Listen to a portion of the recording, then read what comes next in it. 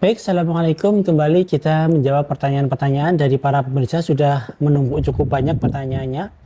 Walaupun pertanyaan ini mungkin sudah pernah dibahas, tapi saya kira diulang tidak ada masalah.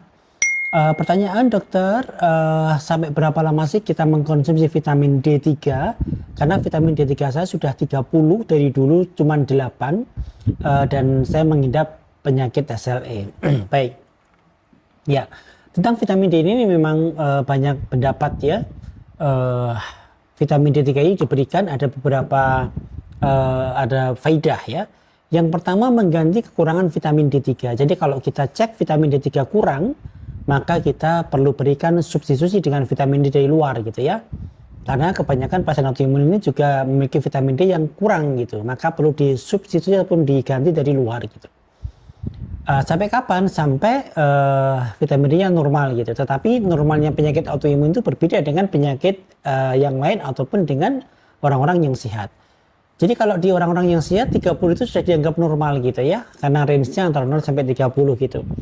0 sampai 10 defisiensi berat, 10 sampai 20 sedang, kemudian 20 sampai 30 ringan, 30 sudah normal gitu. Tetapi untuk autoimun ini maka 30 saya kira masih cukup, perlu ditambah lagi ya, mesti perlu ditambah lagi. Mungkin sampai dengan 50 atau bahkan mungkin di atas 50 saya kira masih bisa gitu.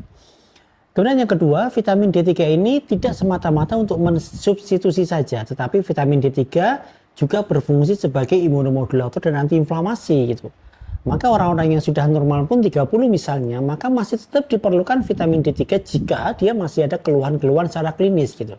Masih nyerinya ada, bengkaknya ada, lemesnya ada, maka silakan tetap konsumsi vitamin D3 karena itu tetap akan membantu gitu. Karena dia memiliki fungsi imunomodulasi, mengatur sistem imun, anti-inflamasi, anti radang misalnya, anti-apoptosis, dan masih banyak fungsi-fungsi yang lain gitu ya. Maka sampai kapan minum vitamin D3? Sampai keluhannya berakhir, tidak ada keluhan lagi misalnya. Atau sampai nanti mungkin kalau dicek di atas 100 kali ya, mungkin kita masih harus pikirkan untuk dimulai dihentikan gitu ya.